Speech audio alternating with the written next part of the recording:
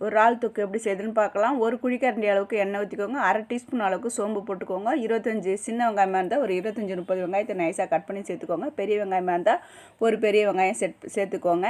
இதில் ஒரு தக்காளி, ஒரு கொத்து கருவேப்பிலை போட்டு சேர்த்துக்கோங்க. இதில் ஒரு டீஸ்பூன் அளவுக்கு இஞ்சி போட்டு விழுதும், அரை டீஸ்பூன் அளவுக்கு கல் உப்பும் சேர்த்துருக்கேன்.